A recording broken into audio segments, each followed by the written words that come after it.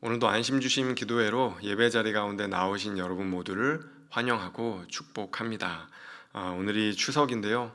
가족과 함께 풍성하고 복된 시간 보내시면 좋겠습니다. 한 가지 광고 드릴 것이 있는데요.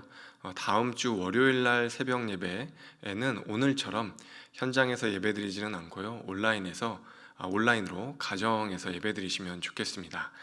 그리고 다음 주 화요일 날부터 다시 현장에서 함께 예배 드리시면 좋겠습니다. 기도하겠습니다. 참 좋으신 주님, 민족의 대명절인 추석을 맞아 예배드리게 하시니 감사드립니다. 추석을 맞아 이제껏 하나님께서 우리에게 허락하여 주신 감사의 제목들을 생각해 보게 해주십시오. 추석을 맞아 우리에게 가족을 허락하여 주신 주님께 감사의 마음이 더욱 커지게 해주십시오. 힘들고 어려운 일들도 있었지만 우리의 삶에 기쁨을 주시고 감사의 제목을 주신 주님을 더욱 사랑하게 해주십시오. 이 시간 말씀을 통해 하나님을 더 깊이 알 수 있도록 도와주시고 하나님께로 우리의 발걸음을 돌이킬 수 있도록 인도하여 주옵소서. 감사드리며 예수님의 이름으로 기도하옵나이다. 아멘. 오늘 하나님께서 우리에게 주시는 말씀은요, 에스겔서 7장 14절에서 27절의 말씀입니다. 에스겔서 7장 14절에서 27절인데요. 제가 하나님의 말씀 봉독하겠습니다. 그들이 나팔을 불어 온갖 것을 준비하였을지라도 전쟁에 나갈 사람이 없나니 이는 내 진노가 그 모든 무리에게 이르렀음이라. 밖에는 칼이 있고 안에는 전염병과 기근이 있어서 밭에 있는 자는 칼에 죽을 것이요 성읍에 있는 자는 기근과 전염병에 망할 것이며 도망하는 자는 산 위로 피하여 다 각기 자기 죄악 때문에 골짜기의 비둘기들처럼 슬피울 것이며 모든 손은 피곤하고 모든 무릎은 물과 같이 약할 것이라. 그들이 굵은 배로 허리를 묶을 것이요 두려움이 그들을 덮을 것이요 모든 얼굴에는 수치가 있고 모든 머리는 대머리가 될 것이며 그들이 그 은을 거리에 던지며 그 금을 오물같이 여기리니 이는 여호와 내가 진노를 내리는 날에 그들의 은과 금이 능히 그들을 건지지 못하며 능히 그 심령을 족하게 하거나 그 창자를 채우지 못하고 오직 죄악의 걸림돌이 되미로다. 그들이 그 화려한 장식으로 말미암아 교만을 품었고 또 그것으로 가증한 우상과 미운 물건을 만들었은즉 내가 그것을 그들에게 오물이 되게 하여 타국인의 손에 넘겨 노략하게 하며 세상 악인에게 넘겨 그들이 약탈하게 더럽히게 하고 내가 또 내 얼굴을 그들에게서 돌이키리니 그들이 내 은밀한 처소를 더럽히고 포악한 자도 거기 들어와서 더럽히리라. 너는 쇠사슬을 만들라. 이는 피 흘리는 죄가 그 땅에 가득하고 포악이 그 성읍에 찼음이라. 내가 극히 약한 이방인들을 데려와서 그들이 그 집들을 점령하게 하고 강한 자의 교만을 그치게 하리니 그들의 성소가 더럽힘을 당하리라. 패망이 이르리니 그들이 평강을 구하여도 없을 것이라. 환난에 환난이 더하고 소문에 소문이 더할 때에 그들이 선지자에게서 묵시를 구하나 헛될 것이며 제사장에게는 율법이 없어질 것이요 장로에게는 책략이 없어질 것이며 왕은 애통하고 고관은 놀람을 옷 입듯 하며 주민의 손은 떨리리라. 내가 그 행위대로 그들에게 갚고 그 죄악대로 그들을 심판하리니 내가 여호와인 줄을 그들이 알리라. 아멘. 네, 여러분, 저희는 계속 에스겔서를 묵상하고 있습니다. 여러분, 지금 에스겔이 어디서 이렇게 심판 예언을 하고 있는지 다 아시는지요? 지금 에스겔이 심판 예언을 하고 있는 이 장소는요, 지금 이스라엘 땅이 아니고요, 바벨론 땅 한복판에서 이 예언을 하고 있습니다. 그는 바벨론의 포로로 끌려가서 이방 땅에서 말씀을 전하고 있는 거죠. 그러니까 아직 지금 유대 땅에 있는 예루살렘 성은 불타기 이전입니다. 그러니까 예루살렘 성읍이 불탈 것이다, 심판을 받을 것이다, 이제 그런 예언이 이렇게 나오는 것이겠죠. 그는 간절한 마음으로 예언을 합니다. 그의 사명은 이스라엘을 보호하고 경고하는 파수꾼 역할이었기 때문에 몇 번에 걸쳐서 이스라엘이 악한 길을 떠나야 한다고 그렇게 강력하게 하나님의 말씀을 전하는 거죠. 아무도 듣지를 않으니까 기이한 행동을 해서라도 하나님의 말씀이 전하여질 수 있도록 에스겔이 무던히도 노력을 합니다. 심판의 범위가 점점 이제 확대되어져 왔는데요. 처음에는 예루살렘 성읍에서 시작을 했다가 그 다음에는 이스라엘의 산과 골짜기에 대한 심판 예언이 선고되었다가 그 다음에는 온 이스라엘 땅에 하나님의 심판이 임할 것이다. 그렇게 이 범위가 확장되어져 오는 것들을 우리가 살펴보았습니다. 그리고 이제 7장으로 넘어와서는 이스라엘의 죄가 이제는 너무나 많이 쌓여 있기 때문에 더 이상 회개할 수 없다. 너희들은 이제 돌이키기에는 늦었다. 심판이 임박했다. 그렇게 이제 외치고 있습니다. 오늘 말씀에도 유사한 내용들이 많이 있는데요. 적군이 이스라엘에 쳐들어왔습니다. 그러면 어떻게 합니까? 이스라엘이 군사를 모아서 전쟁을 해야 하잖아요. 근데 오늘 1절 말씀에 보니까 뭐라고 되어 있냐면 군사가 없다는 거예요. 전쟁할 사람이 없다는 겁니다. 전쟁뿐만 아니라 전염병과 기근으로 수많은 이스라엘 사람들이 죽을 것이다라는 이야기도 나옵니다. 어제 말씀처럼 그날이 오면 그동안 모아놓은 재산도 도움이 안 되고 오늘 19절 말씀처럼 금과 은도 이스라엘 백성을 구원하는 데는 아무런 도움이 되지 않는다는 이야기를 하고 있습니다. 그날에는 존경받는 종교 지도자를 찾아가도 심판을 면할 수 없고요. 제사장, 선지자, 율법사, 왕, 고관 그 어떤 사람을 찾아가도 이 심판을 면할 수는 없다는 이야기를 하고 있습니다. 왜냐하면 그 사람들도 심판을 면할 수 없기 때문이죠. 그날이 오면 하나님께서 이스라엘을 향했던 얼굴을 돌려 버리실 겁니다. 이스라엘이 하나님께 얼굴을 돌려버렸듯 하나님도 이스라엘을 향해서 얼굴을 돌리시겠다는 거예요. 어떤 분들은 에스겔서에서 이렇게 반복해서 심판에 대한 이야기가 나오는 것이 좀 불편하실 수도 있을 것 같습니다. 그래서 이런 질문을 하실 수도 있을 것 같아요. 그렇게 구약에 심판에 대한 이야기가 있기 때문에 죄에 대한 심각성에 대한 이야기가 있기 때문에 그래서 예수님이 온 거 아닙니까? 그래서 예수님이 오셔서 우리를 심판하시지 않기 위해서 우리를 구원하시기 위해서 예수님이 오신 거 아닙니까? 이렇게 이제 생각하시는 분도 계실 것 같습니다. 여러분 맞습니다. 우리를 심판으로부터 건지시기 위해서 예수님께서 이 땅에 오셨죠. 그런데요, 예수님께서 그런 목적으로 오셨다고 하더라도 심판이 가벼워지거나 심판이 사라지지는 않습니다.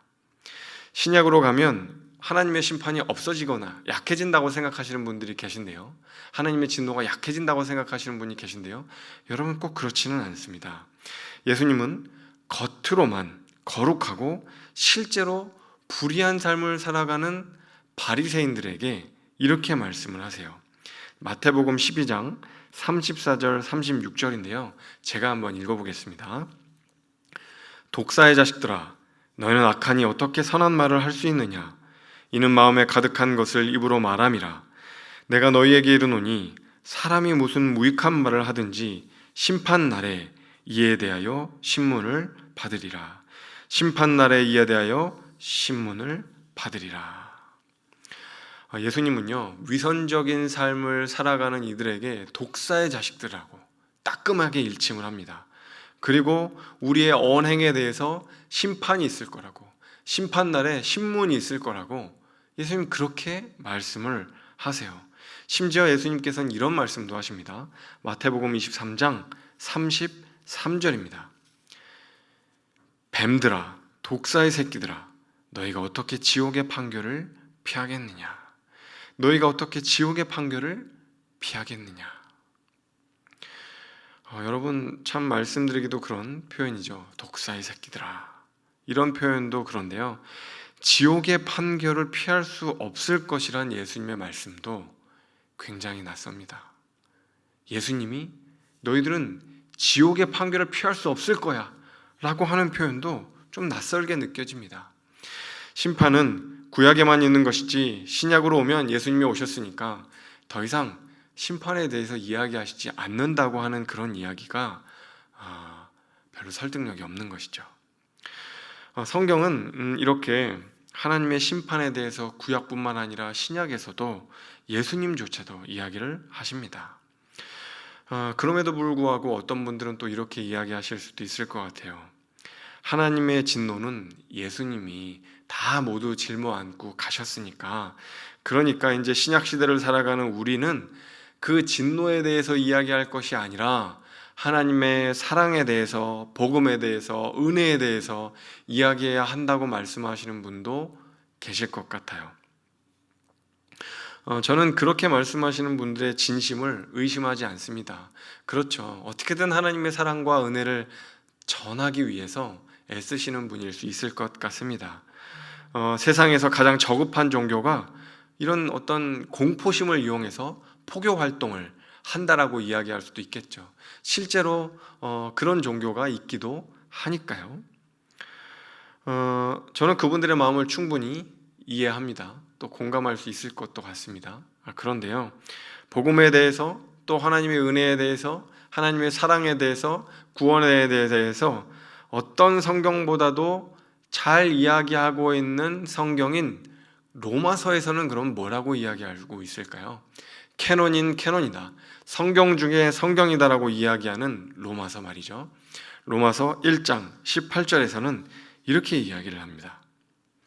하나님의 진노가 불의로부터 진리를 막는 사람들의 모든 경건하지 않음과 불의에 대하여 하늘로부터 나타나나니, 하나님의 진노가 불의에 대하여 하늘로부터 나타난다고 이야기를 하고 있어요. 여러분, 복음에 대해서, 하나님의 은혜에 대해서, 구원에 대해서 이야기하고 있는 로마서에서 이렇게 하나님의 진노에 대해서 이야기를 하고 있습니다. 불의를 행하는 이들에게 하나님의 심판이 내릴 것이라고 말이죠. 또 로마서 2장 6절과 8절에서는요, 이렇게 이야기를 해요. 하나님께서 각 사람에게 그 행한 대로 보응하시되 참고 선을 행하여 영광과 존귀와 썩지 아니함을 구하는 자에게는 영생으로 하시고, 오직 당을 지어 진리를 따르지 아니하고 불의를 따르는 자에게는 진노와 분노로 하시리라.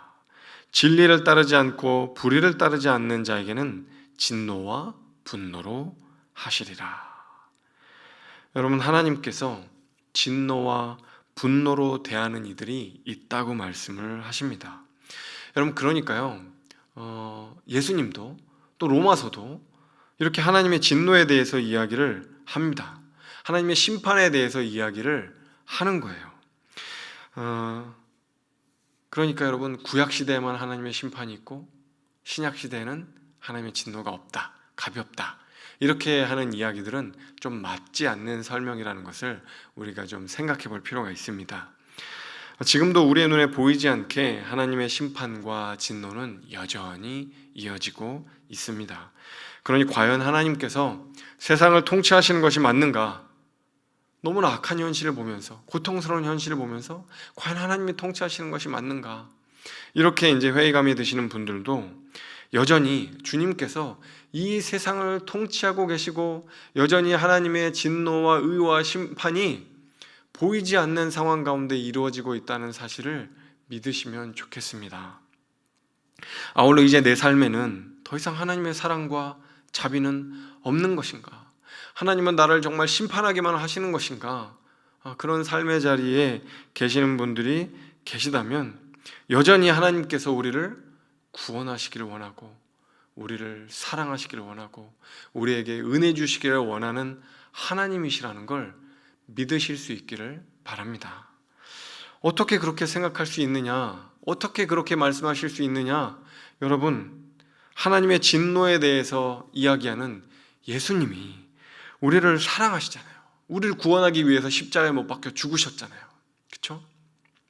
또 여러분, 하나님의 진노에 대해서 이야기하는 로마서가요, 우리의 복음이요 구원에 대해서 그 어떤 성경보다도 많이 말씀하시는 성경이잖아요.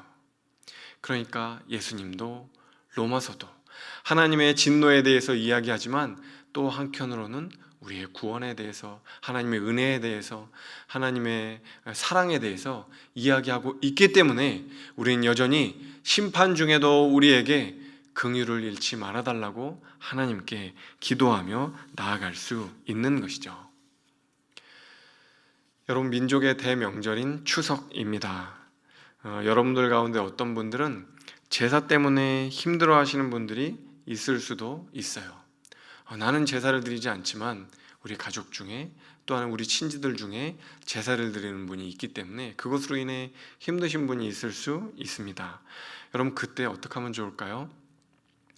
하나님께서 저거 싫어하시는 것인데, 심판받을 건데, 여러분 그렇게 생각하실 수도 있지만 하나님, 심판 중에서라도 긍휼을 잃지 말아주십시오, 이렇게 기도할 수도 있겠죠.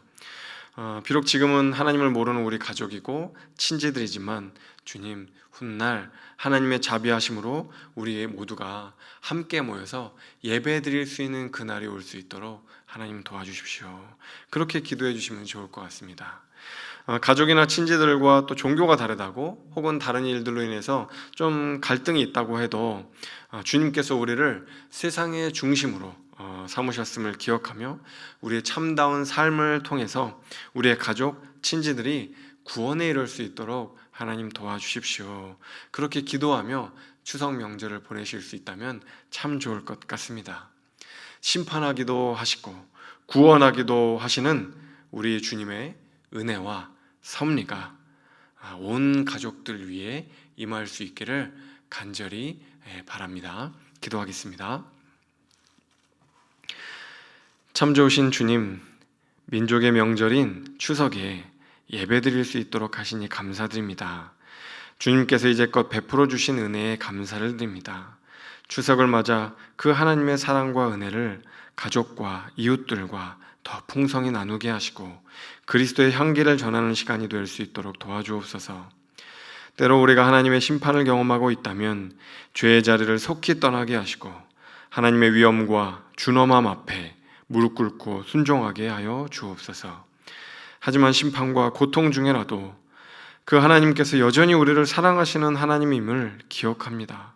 주님, 진노 중에라도 우리를 향한 긍휼을 거두어가지 말아 주옵소서. 그 주님의 긍휼을 의지하여 이번 추석을 풍성하게 보낼 수 있도록 도와 주옵소서. 감사드리며 예수 그리스도 이름으로 기도하옵나이다.